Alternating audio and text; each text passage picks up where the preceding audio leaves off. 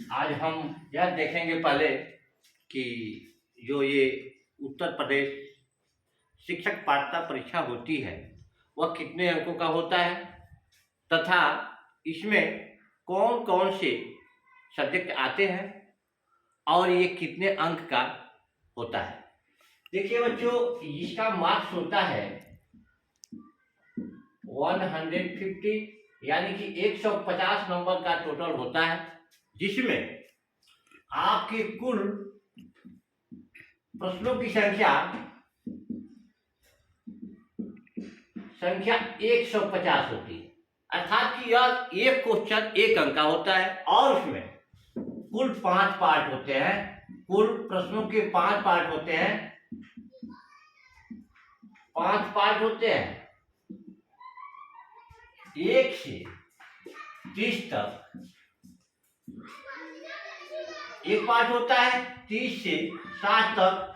दूसरा पार्ट होता है 60 से 90 तक। तीसरा पार्ट होता है और 90 से 120 तक। चौथा पार्ट होता है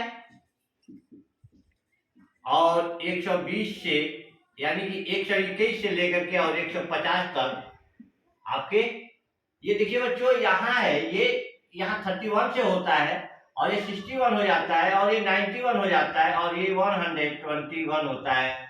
150 तक होता है पांचवा। इसमें आपके आता है आपके आ जाता है बच्चों बाल विज्ञान। बाल विज्ञान इसको साइकोलॉजी कहते हैं। हिंदी आता है, अंग्रेजी, संस्कृत, उर्दू से कोई एक विषय लेते हैं। कोई एक विषय लेते हैं, विषय आता है, विषय हल करना होता है। आपका अंग्रेजी आ जाता है, गणित आ जाता है।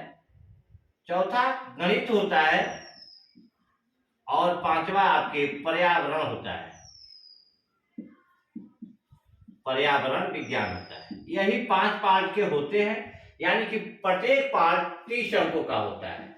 30 अंक का प्रत्येक पार्ट होता है, 30 अंक का। इन 30 अंकों में आपको जनरल कैटेगरी के लड़कों को 60% मार्क्स लाना अनिवार्य है, यानी कि 90 नंबर जनरल के लड़कों को लाना है। सामान्य वर्ग के लड़कों को 90 अंक लाना है, यानी कि 90 क्वेश्चन अगर सही है तो जनरल वर्ग के लड़कों का इसमें क्वालिफाई करना अनिवार्य है। वह करता है 90 क्वेश्चन का सही है, 90 अंक आ जाता है तो। और 83 अंक जो है आरक्षित वर्ग के लड़कों को लाना अनिवार्य होता है। आरक्षित वर्ग के लड़के तो 83 क्वेश्चन अगर उसका सही है तो वह इसको क्वालिफाई कर लेता है। बच्चों केवल बस 90 और 83 क्वेश्चन को सॉल्व करने से आपकी मेरिट नहीं बनेगी। इसका भी मेरिट अब सुपर टाइप किया जाएगा, फिर भी आप इस क्वालिफाइड हो जाएंगे।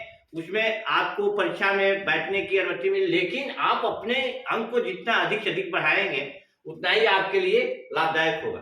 तो मैं आज आप लोगों को संविधान जो आपके जीएस और जीके से मिली जुली सब्जेक्ट होता है उस पर मैं आप चर्चा कर रहा हूं, आपको बता रहा हूं कुछ प्रश्नों के उत्तर। सबसे पहले बच्चों मैं अब शुरू करने जा रहा हूं कि पहला किस प्रकार से इस प्रश्नों को हल किया जाता है, किस प्रकार प्रश्नों को तैयार किया जाएगा, किस प्रकार प्रश्न याद होंगे।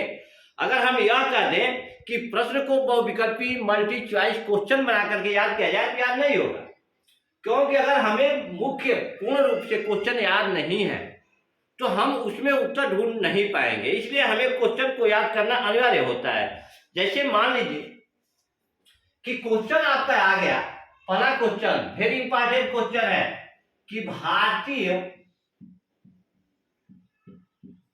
संविधान कब अंगीकृत किया गया, अंगीकृत किया गया। तो बच्चों आप जानते हैं कि 26 नवंबर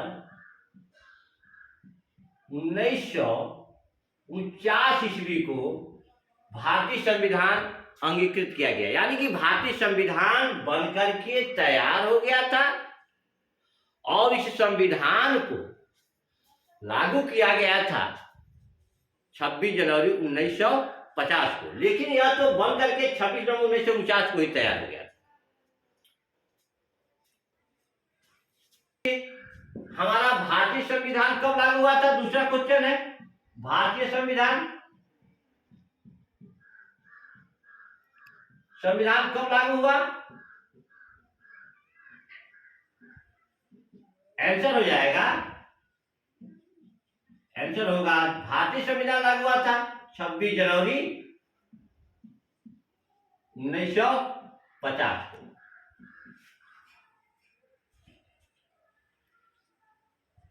इस 26 जनवरी 1950 को हमारा देश क्या हुआ था? गणतंत्र हो गया था। गणतंत्र हुआ था, संविधान लगने के साथ ही हमारा देश गणतंत्र हो गया। संविधान को बनाने के लिए 3 सदस्यों की समिति बनाई गई,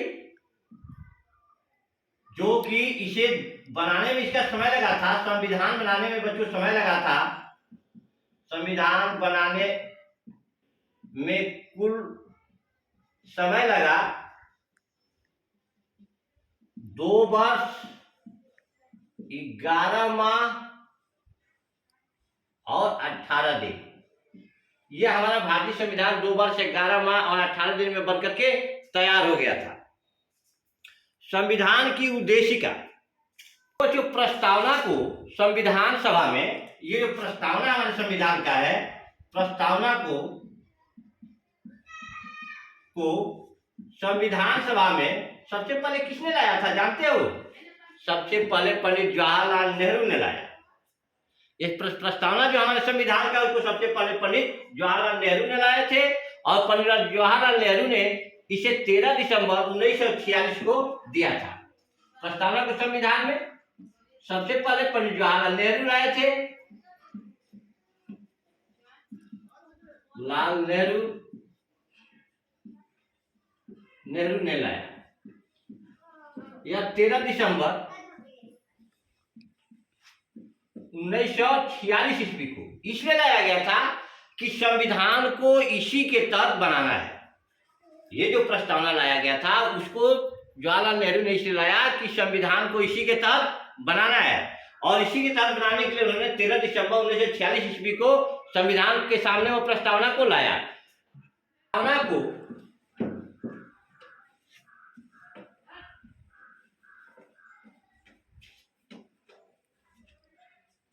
संविधान की कुंजी डॉक्टर B.R. अम्बेडकर ने कहा था। प्रस्तावना संविधान की कुंजी है। संविधान की कुंजी है, किसने कहा था इसको? Doctor B.R. अम्बेडकर।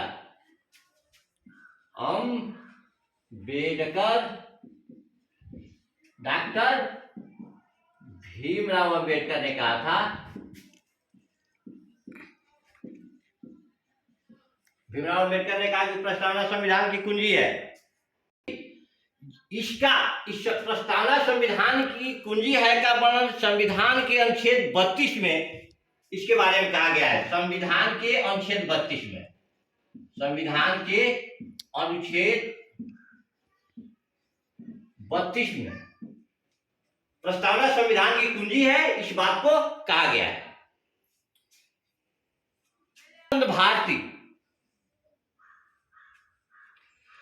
केशवानंद भारती के केस में संविधान को, ये प्रस्तावना को संविधान का अंग माना गया था।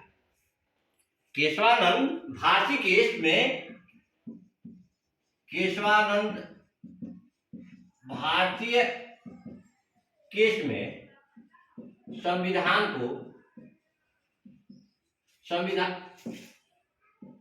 प्रस्तावना को संविधान का अंग माना गया था। प्रस्तावना को संविधान का अंग माना गया। केशवानंद भारती के केस में, केशवानंद भारती केस में संविधान, प्रस्तावना को संविधान का अंग माना गया।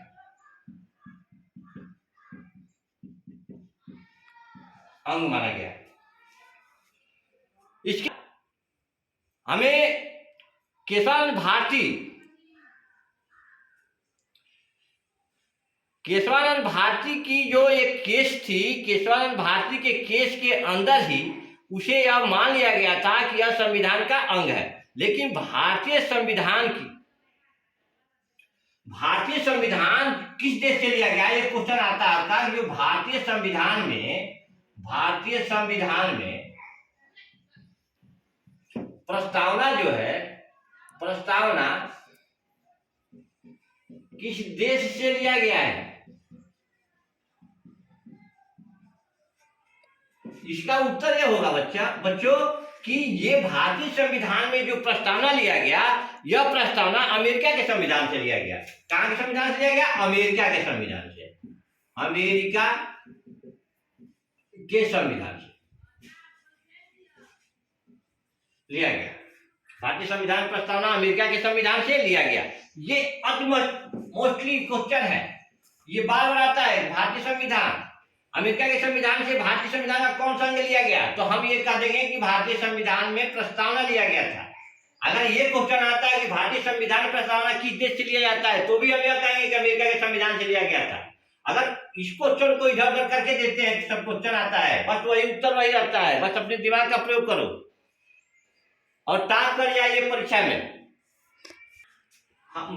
हाँ, ये बात है। मैं जो है कि लिख करके और इसे साफ कर दे रहा हूँ, क्योंकि सैंपल मेरा छोटा है, तो आप लोग इसे कलम और पेन उठाइए और लिखते जाइए, और आप इसे अपने नोट्स में तैयार कीजिए, क्योंकि यह केवल टीईटी के लिए अनिवार्य नहीं है। आप जितने भी एग्जाम देने जाएंगे, प्रतियोगी परीक्षाएं, सबके लिए अनिवार्य है। सब में यही क्वेश्चन दोहराए जाते हैं।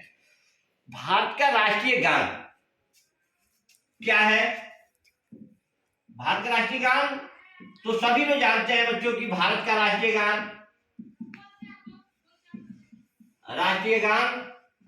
क्या है? राष्ट्रीय गान है जनगण मन अधिनायक जय हे भारत भाग्य विधाता। जनगण मन अधिनायक जय हे,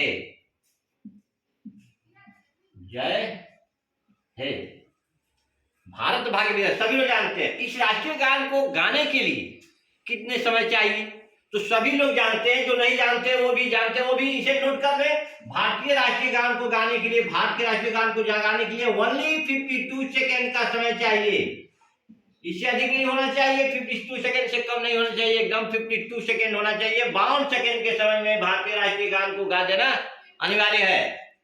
अब एक और क्वेश्चन, और लास्ट क्वेश्चन मैं आपको आज बताने जा रहा हूं कि भारत की जो संसदीय प्रणाली है वह किस देश से ली गई है? भारत की संसदीय प्रणाली,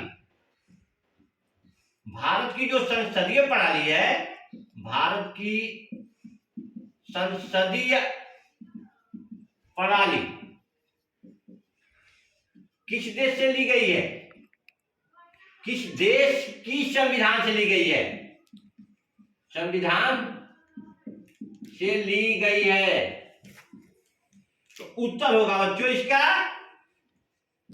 कि भारतीय संसदीय प्रणाली ब्रिटेन के संविधान से ली गई है। कहां की संविधान से बच्चों? ब्रिटेन की संविधान से ली गई है।